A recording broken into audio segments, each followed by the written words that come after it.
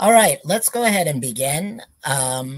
You are at Creating Gender Inclusive Schools here on Medium Day. Thank you for being here. We feel this is a very important topic, especially in this day and age. So we're going to start out by introducing ourselves so you know a little bit about who we are, and then we will move right from that into Q&A. And everyone who's here should know that the Q&A is already open, and you're welcome to start entering your questions at any time. And if you have an idea that comes up while we're in the middle of something, just roll with it, add more questions. That's great. So let me introduce myself. My name is Marty Wilder. I am a 55-year-old white trans man. I'm married. I have 4 children. And I'm an educator. I've been teaching mostly in high schools since 2010. A little bit about my background. I transitioned in the 90s, the late 90s.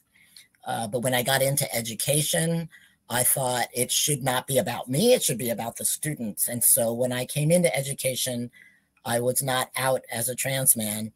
And long story short, I came to realize that authenticity is important, but visibility is also important. And I changed my tack and decided to be out as a trans man because it's not enough just for people to get to know me as a person, but it's important for not only the students, but the staff and the other faculty to know that who they are interacting with is a trans person. And that was important, not only for those who are themselves gender expansive, but I really noticed the difference when all the students got to know me as a trans man. And that's part of what I bring into my advocacy work.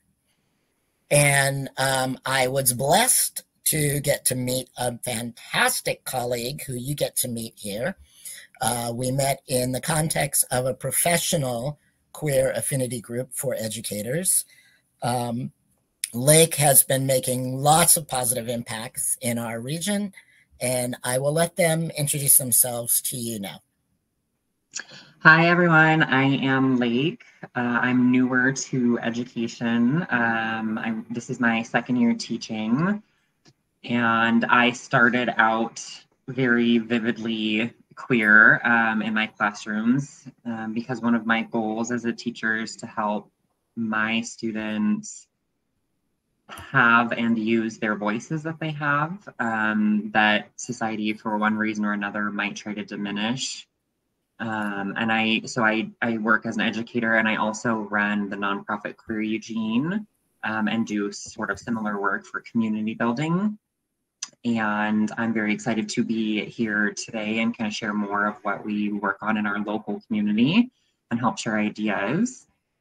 Today in Eugene, it's Pride. So I'm very busy, and I'm glad to take a little bit of time out in a quiet environment and share some information with y'all. And I'll pass it back to Marty to do his next piece. All right. Well, part of what I wanted to bring to the table here for you today is a little piece of documentation that I'm proud to say was issued by the Oregon Department of Education really early this year, in January of this year. And it's guidance on gender expansive students in schools. And it's some of the best guidance I've seen. Now, before this came out, I had been addressing, professional development sessions and school districts and students and all different contexts. And I usually had to pull together resources from all different places. And our Department of Education did a good job of doing that for me. So this document has everything all in one place. And I want to, I'll share it on screen with you, but I'll also put something you should be able to see in the questions area. And if you see a question that you like, you can like it, and that'll help upvote it for us once the questions start, once we get into the Q&A. But I'm hoping you can see this link. Let me briefly share it on the screen. And I just want to go through and show you, like, here's a cover. The table of contents has hyperlinks. It covers all kinds of things from changing your name to bathrooms to sports. And it's really easy to navigate. So as far as like the content of creating gender inclusive schools, a lot of it is there. And what we want to focus on in this session is you and your questions and, how to make it significant to you. Is there anything else that I wanted to say about that? If you have the link, I think I will stop sharing the document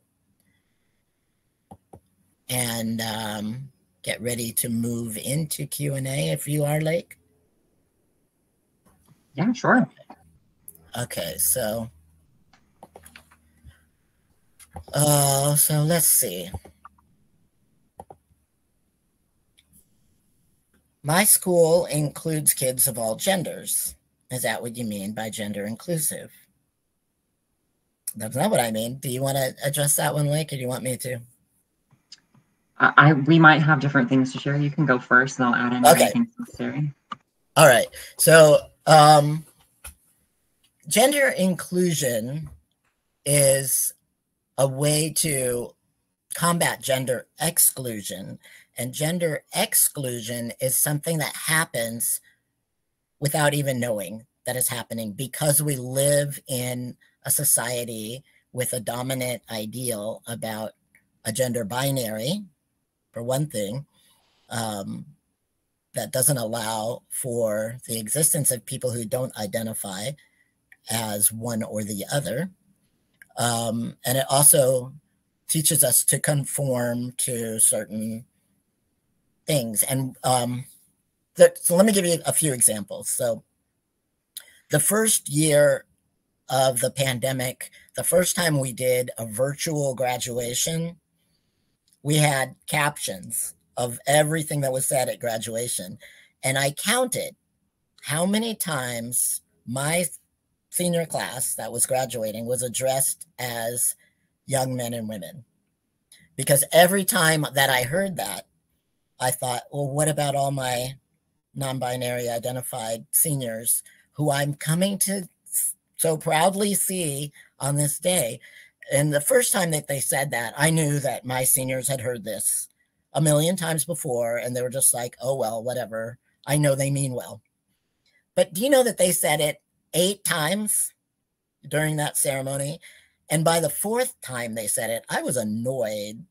And I really felt for my non-binary students who had to hear over and over again, I'm not mentioning you.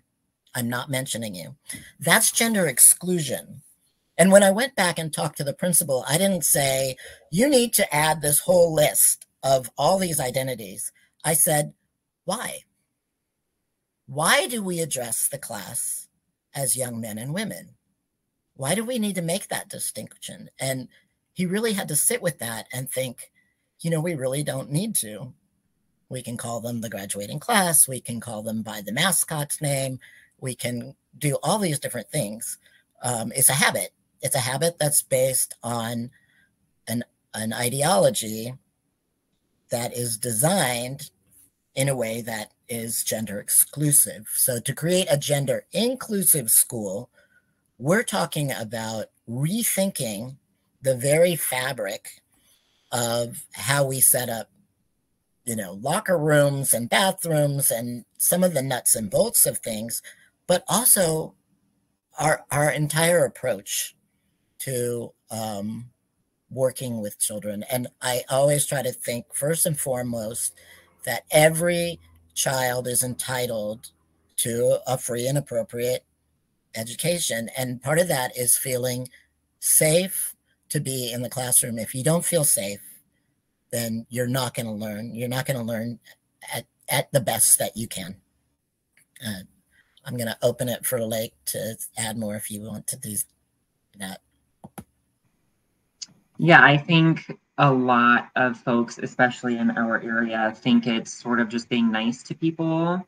And then you finished the racism, you finished the ableism, you finished the queer and the anti-queer stuff. It's like there's actual action and perspective shifting that needs to happen.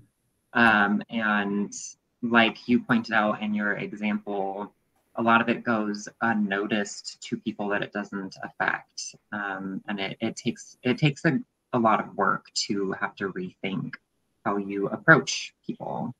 But there's a lot of resources out there to help with that. So you're not just doing it alone. Thank you, Lake. So we have another question here.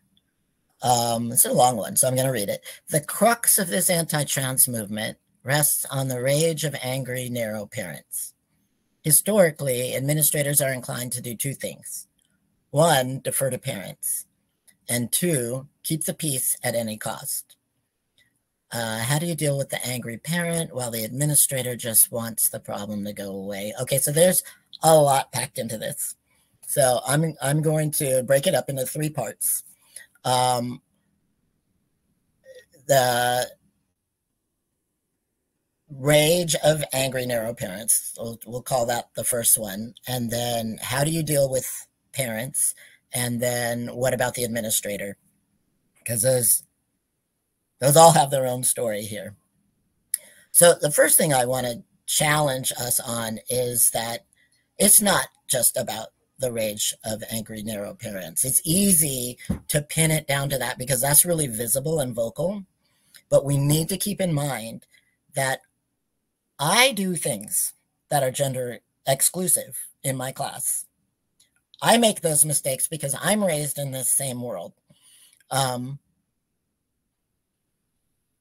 that it's a much broader, bigger thing than just that. But granted, those rageful, angry parents do create a big stir, and it is something that we need to be dealing with. Even here, even when we have a Department of Education that's putting out really progressive, really well thought out policy. Policy is one thing, and what's really happening in the schools is another. And we certainly have a lot of parents like that here in Oregon. So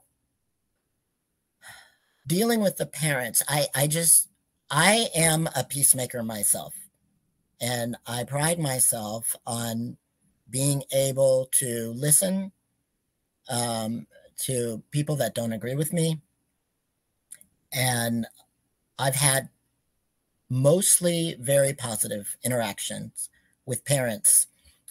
The ones that are really anti-trans don't come anywhere near me.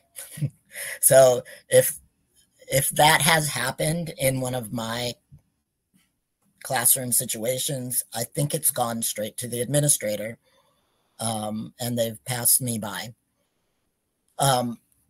It's trickier for me when there is a gender expansive student who's pretty clear in their identity, but they live in a home where they know it's not accepted. And so they have a different name that they use at school than what they're using at home. And I have to be mindful of that and remember that.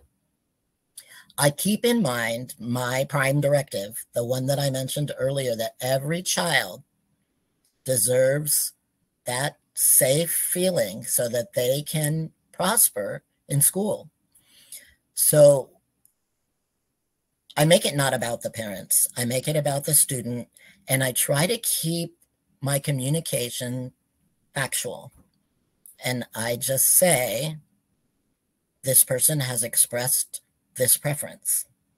It doesn't have to be a philosophy. It doesn't have to be how I feel versus how you feel versus how somebody else thinks. I just stick to the script. Now, with the administrator, so I've run into these situations directly where the administrator says, hey, I'm on your side.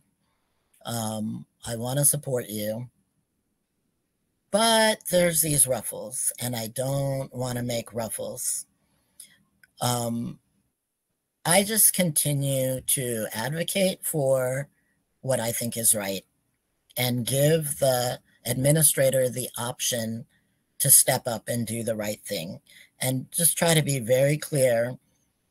If the students are asking for this, and you've said that you support them in theory, and they've put together this proposal, and you get these two angry parents or this one staff person who doesn't like it, if you prioritize them over the students, I want you to be clear that that's what you're doing. And I just, they have their job. I wouldn't want it. I wouldn't want to be in the position that they're in.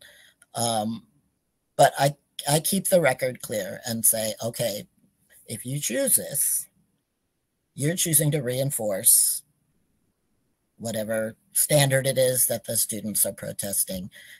And eventually, I've seen those people come around and realize, oh, yeah, okay, I see now how I could have been a stronger advocate. I see now how I could have addressed these parents directly instead of just having a knee-jerk response. I see how I could have opened a conversation. So there's a part of it that they say is a long, slow process, that it bends towards justice. And it's hard sometimes to be patient for that. And often I am not, and I will insist that this needs to happen this way now. And sometimes administrators don't agree with me.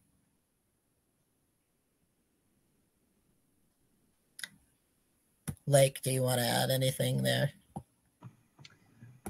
I would just add that for me, being a newer teacher and being trans and working in a district that is generally progressive, but maybe isn't fully supportive, coalition building has been a really big thing for me.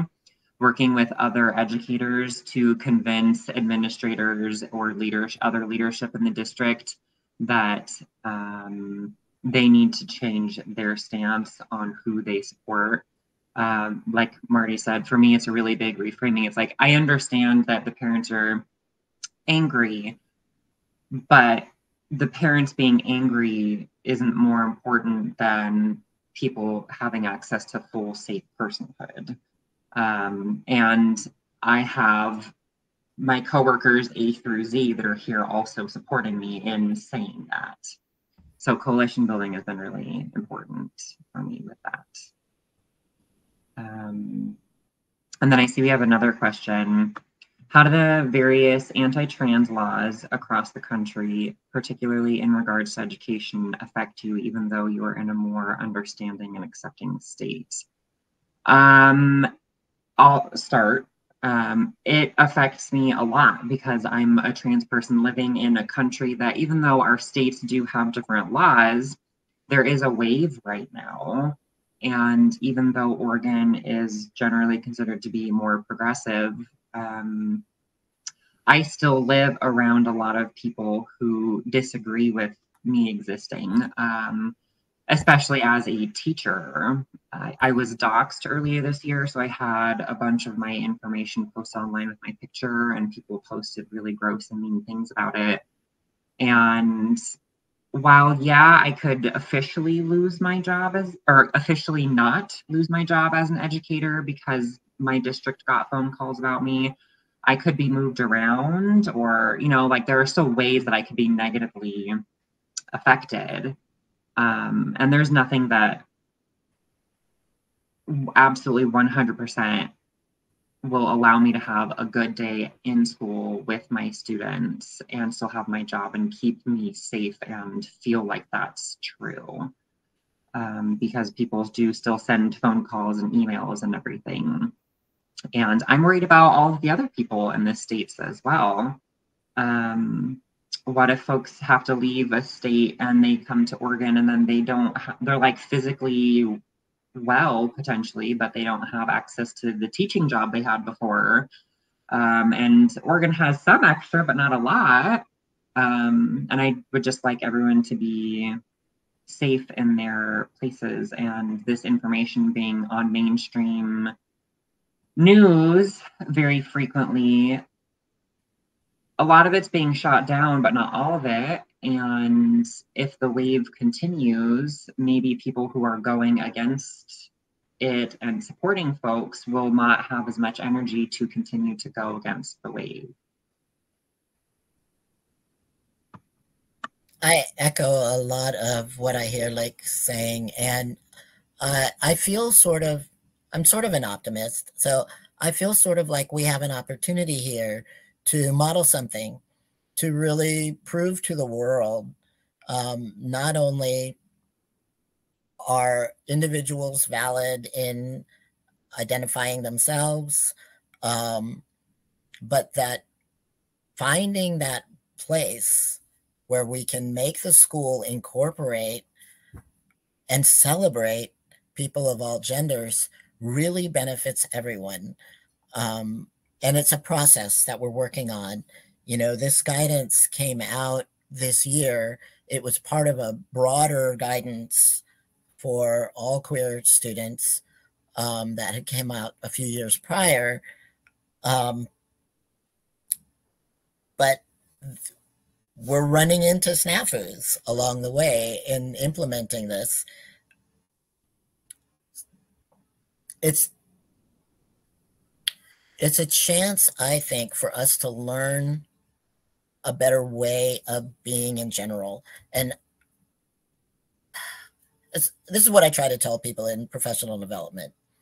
If you're trying to make gender inclusive schools, there's all these things that you can do. You can go through a long list of vocabulary and learn all the different lingo and terminologies. You can spice up your curriculum by bringing in all these different scenarios and, adding elements that we're missing. You can change the context of the curriculum. You can look into the federal and the state laws and make sure you understand all of the rules and what's allowed and what's not. All of that is just basic nuts and bolts, and it's preliminary. The real work doesn't come until after all of that preliminary work, and we change our culture. We change the way we see one another. We start to see each other as valid and valued and people with agency. And that's a shift that's going to take longer and is a bigger process. So I watch that radar of what's happening in other states as pointers to point us in the direction that we need to be going to start working towards this kind of a world. We now have some more questions I was busy answering. So Lake, I don't know, did you have a chance to look at them? Yeah, we have a couple of messages that are very lovely. Thank you. That I can read out loud or not. I'll go to that question because we have a short amount of time. How much are you as a teacher restricted by the education board in terms of how much change the school can implement, say in the curriculum, to support trans kids and teachers' rights? And is there a way to challenge this to make it easier? So district to district, there are different amounts of leeway that teachers have. In my district, I have very minimal oversight on my curriculum and what I include and what I can share with students, and it's fairly easy for me to change things. There are other districts in Oregon where more things have to go through board approval process. On the larger Oregon stage, statewide, we have the Oregon School Boards Association that